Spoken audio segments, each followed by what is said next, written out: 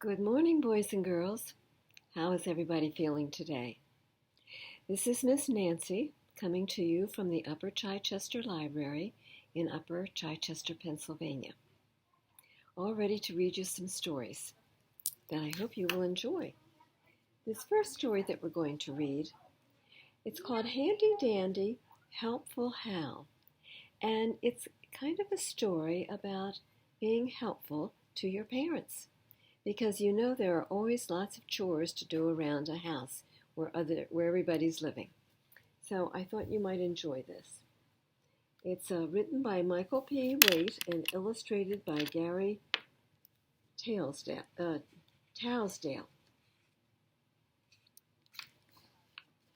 And here we have a great looking picture. Looks like Mom and Dad are really, really busy. Dad's mowing the lawn, Mom's gardening, but the children are all relaxing in the hammock. There we were in our backyard. My wife and I were working hard. We had a giant list of chores, to be exact, 9,004. Both our children, Sam and Sue, told us they had things to do, like sipping slushy lemonade on the hammock in the shade.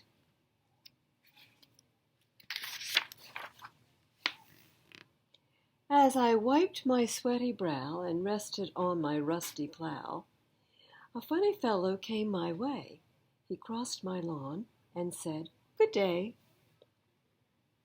He pulled a wagon full of things, like tools and mops and paints and strings. That man had gadgets everywhere, inside his boots and up in his hair.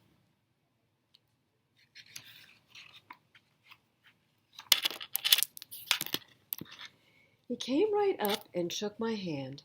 "Aha," he said, "you're just the man. I'm Handy Dandy Helpful Hal, the pooped-out parent's perfect pal." Hal went up to Sam and Sue and whispered in their ears, "Yoo-hoo! Up and at 'em, sleepyheads. Mom and Dad are pooped," he said. "Time for you to lend a hand. Better help them while you can." Oh my, that is a giant glug. With all this lying round like slugs, I'm sure you're both turned into glugs. I'm sure you've heard of glugs before. All they do is eat and snore. Giant things all green and chubby. Say there, Sam, you're getting a little tubby.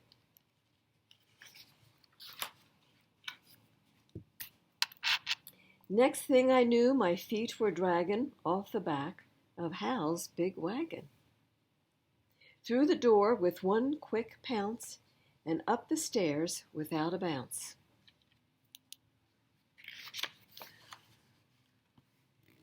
He rode us into Sammy's room and handed Sam a purple broom.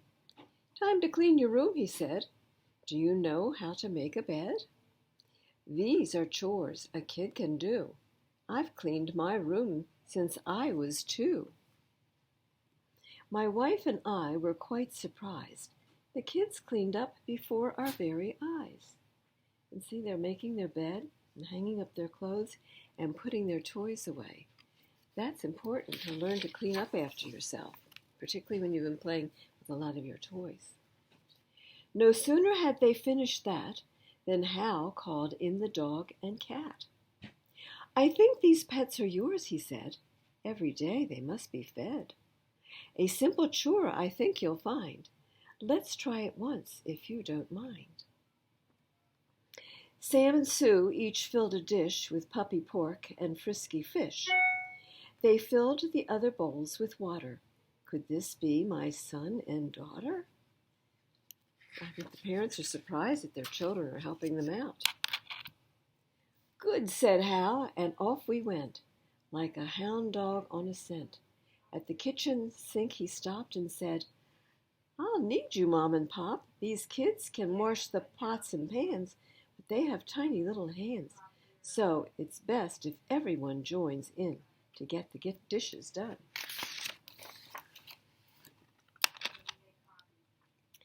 Before we knew what Hal was saying, soap and was sudsing, water spraying.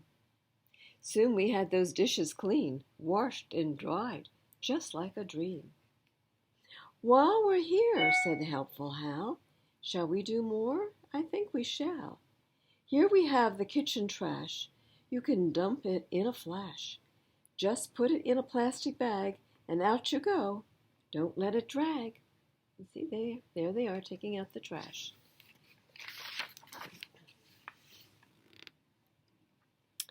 Very nicely done, said Hal. I told you I'm a parent's pal. Now off you go, out to the yard. I'll bet these kids can wash a car. Here's a chore we all can do, said Hal, and then the water flew. I've washed at least 1,000,000 cars. I've washed the cars of movie stars. And if perhaps you think I'm fibbin', here's my first place washer's ribbon. It looks like he's wearing it on his chest right there. Number 1 washer.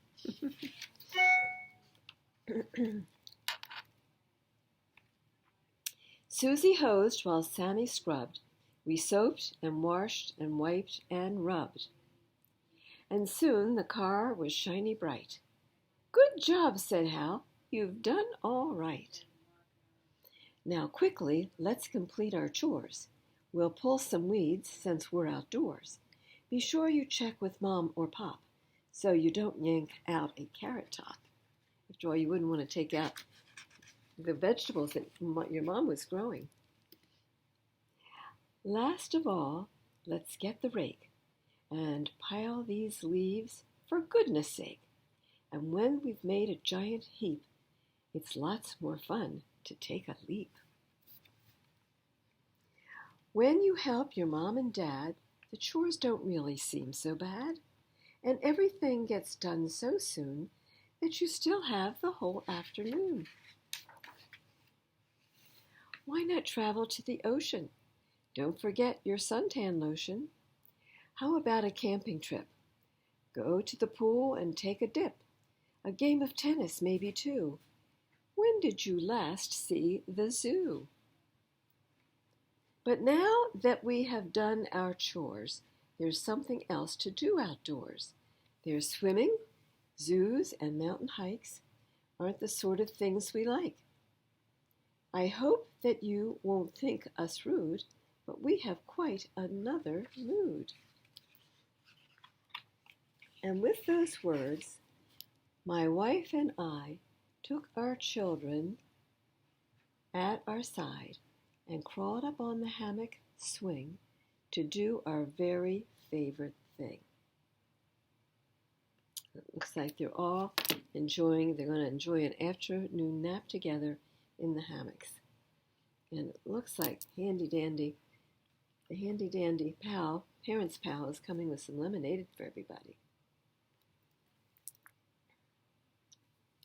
Handy dandy, helpful Hal. Remember, there are lots of things you can do to help your mom and dad, particularly picking up after yourself when you've been playing with a lot of your toys. Now, I thought I would read Alice in Wonderland today. I have this nice little Walt Disney version of Alice in Wonderland I thought you would enjoy. There's the Cheshire Cat, and there's Alice.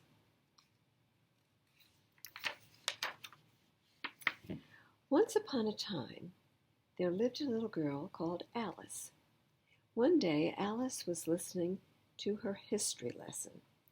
Alice, you're not paying attention, her sister scolded. Oh, but it's dull, Alice moaned. The book needs pictures. Nonsense, her sister said. In my world, every book would have pictures, Alice replied, and everything would be nonsense. Later, Alice was resting in the soft grass. She thought about her special world, and she began to fall asleep. Suddenly, a white rabbit ran by. I'm late, I'm late, I'm late, he cried. It was a talking rabbit in a coat with a pocket watch. Mr. Rabbit, wait, Alice called after him. Oh, I'm in late for a very important date. No time to talk. I'm late, he answered. Then he disappeared down a rabbit hole. There's the rabbit hole right here.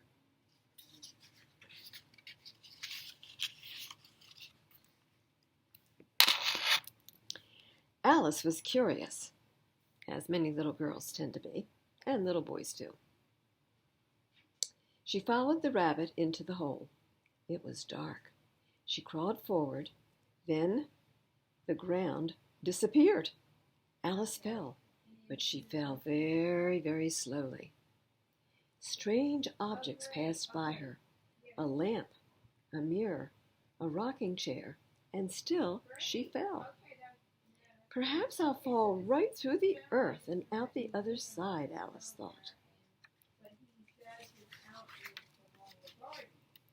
Finally, Alice reached the bottom. There she saw a little door. Pardon me, Alice said. May I enter? You're too big, the doorknob said. Try the bottle. Alice saw a little bottle marked Drink Me. So she did. Suddenly she shrank. Now Alice was small enough to fit through the door, but it was locked. You forgot the key, the doorknob said.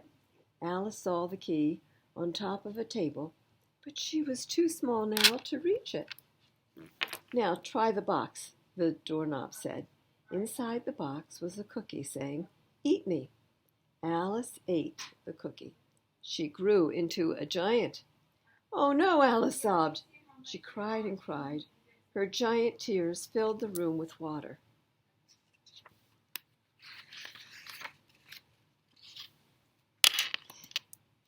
The bottle, the doorknob cried. Alice drank more and shrank again. This time she became so small she fell inside the bottle. Suddenly she was swept through the door on an ocean of tears. Alice saw a strange dodo and other birds floating along beside her. I think this is the dodo she's referring to. Mr. Dodo, help me, please, she cried, but he did not hear her. Alice soon washed ashore, where she saw the dodo again. Run with the others, the dodo instructed, or you'll never get dry. But Alice ran after the white rabbit instead. Oh, here's where she meets Tweedledee and Tweedledum. Alice followed the rabbit into a forest where she met Tweedledee and Tweedledum. I'm looking for the white rabbit, Alice told them. Why? Asked Tweedledum. Well, I'm curious, Alice answered. Ah, the twins replied. The oysters were curious, too. Then they told Alice the story of the very curious oysters. One day, the walrus and his friend, the carpenter, were walking on the beach. The carpenter saw something very interesting below the water. Walrus, the carpenter called, we must see this. Under the water was a group of young oysters.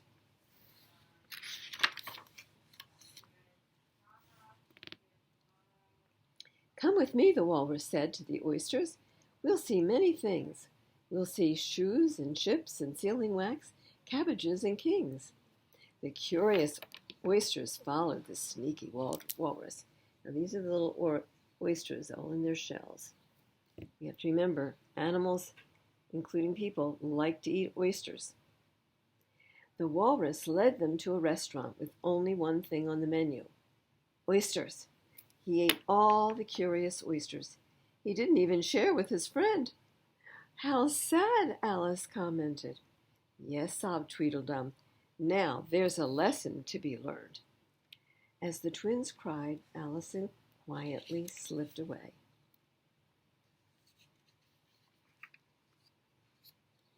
Alice wandered further into the forest. Soon she met a blue caterpillar. Who are you? The caterpillar asked. I hardly know, sir, Alice answered. I've changed my size so many times. The caterpillar stood up and began to spin around and around.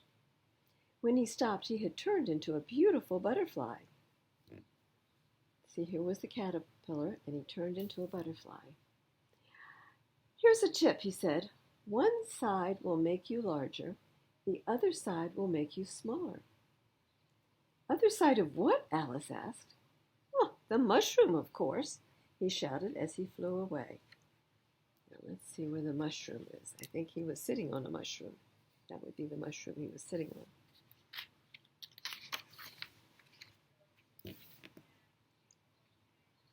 Alice was tired of being 3 inches tall. She broke off a piece of the mushroom from each side, and she ate one, and shroom! She grew taller than the trees. Oh dear, Alice cried, will I ever get the hang of this? She gently licked the other piece. Alice shrank back down to normal size. Now that's better, she said. Alice continued her search for the white rabbit, but soon she was lost. Then she heard a voice up in a tree. Deedle-dee-dum, duddle-dee-diddle, candle-dee-dum, sang the voice. Alice looked up. She didn't see anything. Then a smiling face magically appeared right here. And this is called the Cheshire Cat. Why, you're a cat, Alice said. A Cheshire Cat, he replied, as his body appeared from nowhere. I am looking for the white rabbit, Alice said. Where should I go? Where do you want to go? The Cheshire Cat asked. Well, I don't know, Alice answered. Then it doesn't matter, the Cheshire Cat answered. If you were looking for a rabbit, I'd stand on my head, the silly cat said. You could ask the March Hare. He's to the left. I'd ask the Mad Hatter. He's to the right. He really is mad, but most everyone here is. As you can see, even I am not all there. Then the Cheshire Cat disappeared.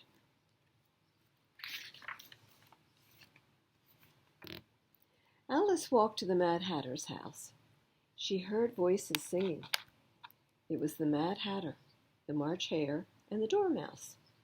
They were having a tea party, so Alice sat down to join them. You can't sit, it's rude, the March Hare said. I'm sorry, Alice replied, but I liked your singing.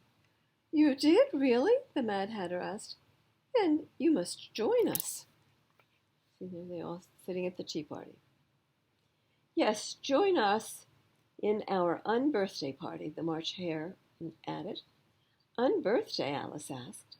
Yes, the Mad Hatter explained.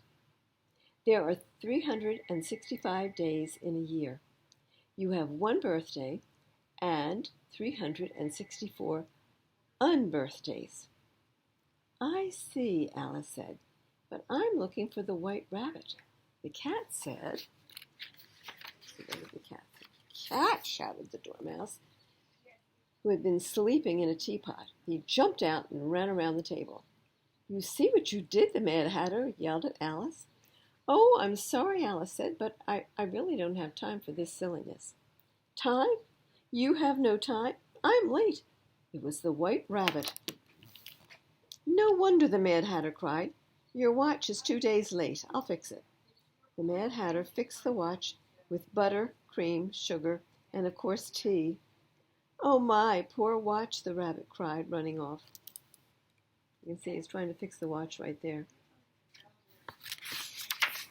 Alice is getting a lot of nonsense in this story, isn't she?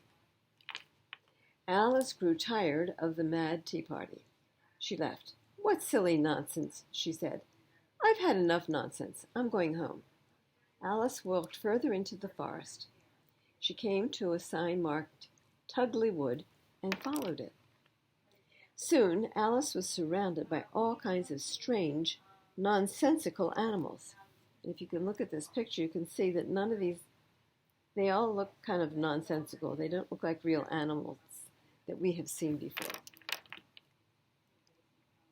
Oh no, Alice cried. I can't take any more.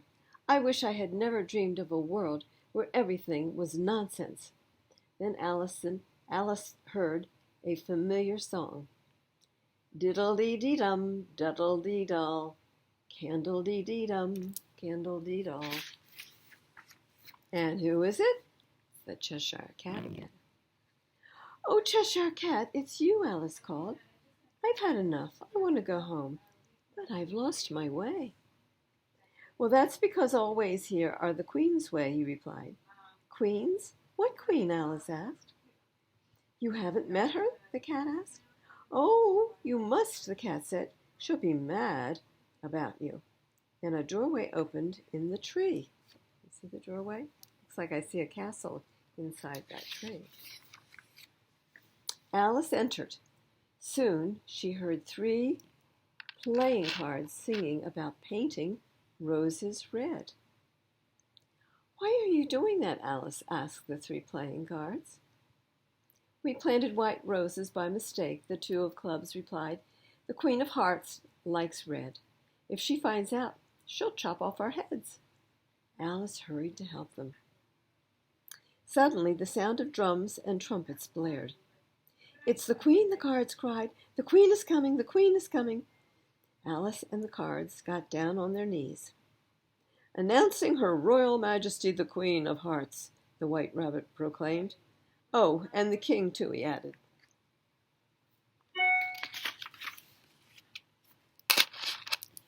"Why, you're a little girl," the Queen said, looking at Alice.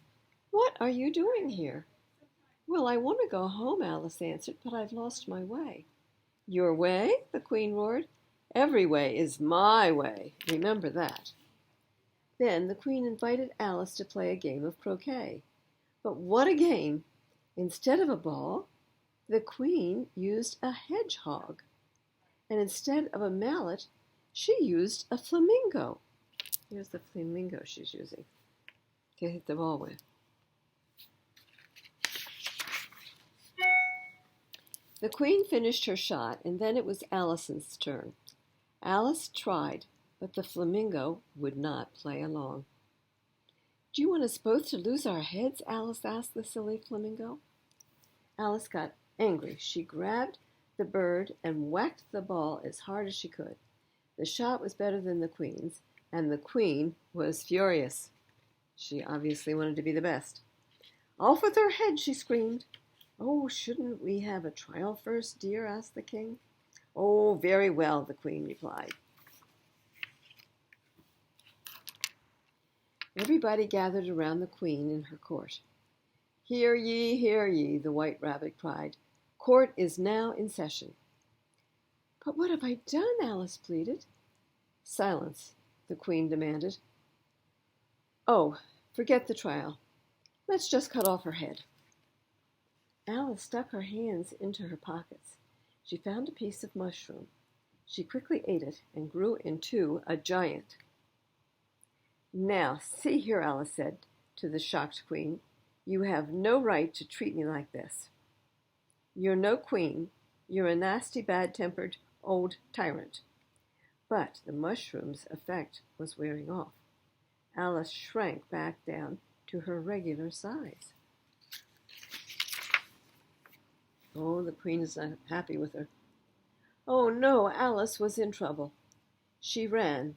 Soon Alice saw a small door she had used to enter this nonsense world in the first place.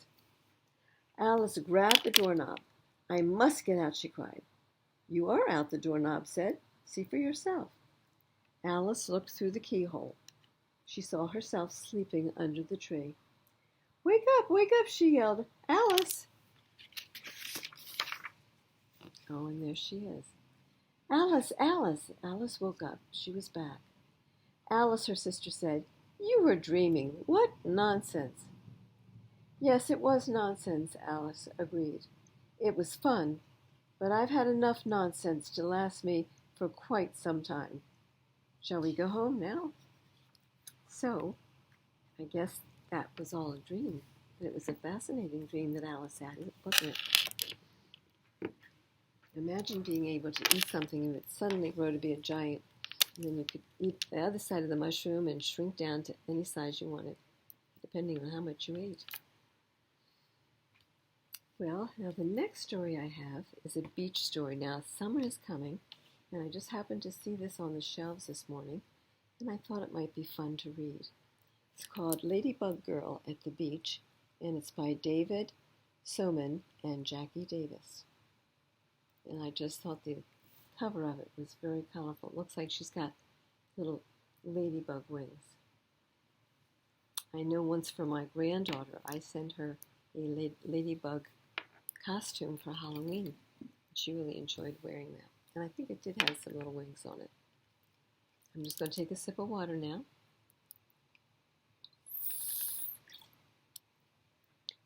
Sometimes when I'm reading, my throat gets dry. And that might happen to your mom or your sister, whoever reads to you as well.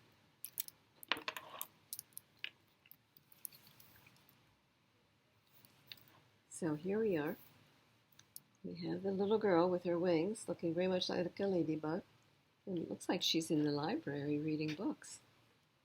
And I want to invite you all to come to this library to read some books and borrow some of the books and take them home and read them at home with your friends, your family, your mom.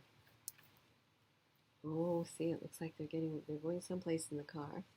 Mom's reading a map, Dad's driving, the children are in the back with the dog. We're finally here, declares Lulu as she jumps out of the car and spreads her wings. I love the beach, says Lulu. You've never even been to the beach before, replies her big brother. But I already know that I love it, she says, and I can't wait to go swimming in the waves. The sand feels warm under her feet as Lulu and Bingo lead the family to a good spot to spread their blanket. Ooh, and there's the ocean, big waves. Lulu runs to the edge of the water. The ocean goes on and on forever and makes huge roaring sounds. She had no idea it was going to be so big and noisy. She takes a few steps backward. Bingo barks at the waves, because dogs do that. Of course, he could have been barking at the little birds, too. Are you going in? Her brother yells, running past her and splashing into the water. I don't think so, she says. I really came here to build sandcastles. Lulu retreats to the beach blanket to find her trusty pail and shovel. She builds a giant sandcastle and uses little sticks for people. The king and the queen are very happy here, she thinks. Bingo digs a moat to help them stay extra safe. Lulu walks over and sits down next to her mom. She looks out at the ocean, which is glittering with light. She thinks it looks pretty from far away. Do you want to go in the water? Asks Mama. No, Lulu says. I want to fly the kite now. Soon the kite is darting back and forth in the wind, but Lulu holds on tight so it doesn't float away. After the wind dies down, it feels really hot. Lulu glances at the ocean, and she thinks the water would be cool, but the waves still look a bit too big for her. This is a good time to remind her parents about ice cream.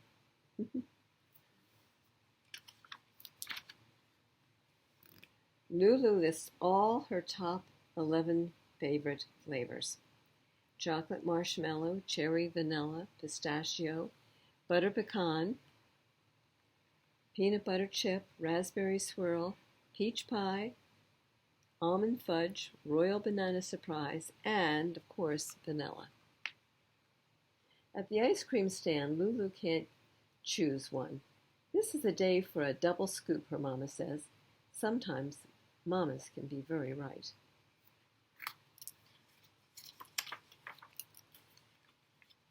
Come on, Bingo, says Lulu, as she finishes her ice cream. Let's take a walk down the beach. They find a long piece of driftwood. Lulu writes loopy L's in the sand and draws pictures of Bingo. He's the perfect subject and stays really still. It looks like he's sleeping, doesn't it? It is very hot. Lulu looks at the ocean. The other kids are splashing and jumping in the waves. See if she gets brave enough to go in the ocean also. She walks down to the edge of the water. Should we get our feet wet, Bingo? She asks. She thinks it would be okay to go into the ocean just a little bit. Suddenly, a wave crashes into her legs and nearly knocks her over. Just as she gets her balance, the whirling water races back and tries to pull her in. Her feet get buried in the sand up to her ankles. Are you okay, Bingo? Lulu asks. She looks around to see if anyone noticed that they were almost carried away. But everyone is playing just as they were before. Let's be explorers, says Lulu, brushing the sand off her knees. We can collect things for our museum. They march off across the beach. They hear seagulls that sound like they are laughing. They discover little crabs that burrow into the sand and pick up slimy seaweed washed up on shore. There are also lots of shells on the beach, all different shapes and sizes. She chooses the most special ones and puts them into her pail. That's always fun to do when you're at the beach, collect shells. I know, Bingo. I bet if we dig, we could find a pirate treasure, says Lulu. She digs and digs. Finding a treasure is hard work. When Lulu feels the water splash against her, she spins around.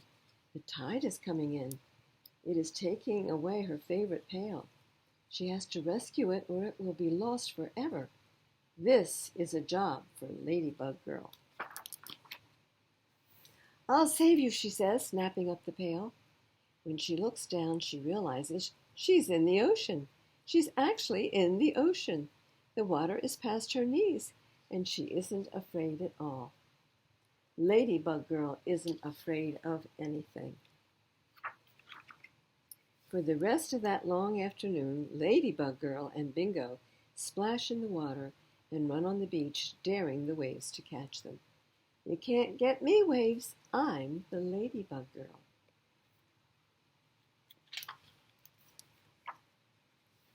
Yeah, it looks like they're certainly having a happy day together. They made a lot of tracks in the sand, and they became very comfortable going in the ocean together. And then this is on their way home. Looks like Mom is driving and Dad is taking a nap, and she's in the back with their dog. Now, I'm sure that you'll be all going to the beach at some time this summer, and I hope you'll enjoy it too. Remember to take your sand bucket and your shovel so you can build sand castles, maybe a kite so you can fly it on the beach. There's always a lot of fun to be had at the ocean when you go to the beach. Now, I want to remind everyone that the Upper Chichester Library Summer Reading Club is starting. It's going to start actually on June 8th. We're having a summer kickoff event with Jungle John at 6:30 at Kingsman Park in Upper Chichester. Now, Kingsman Park is where we're planning to build our new library. And there will be weekly family events every Wednesday, June 22nd, June 29th, and Wednesday the 20th. A beekeeper will be coming. There's going to be a butterfly project. Mr. Andrew will be involved as well. So please check it out. Put it on your calendar and come and see us at Kingsman Park on Wednesday, June the 8th at 6:30. Well, that is our story time for today, and I hope to see you all again next week. Have a lovely week. Goodbye for now.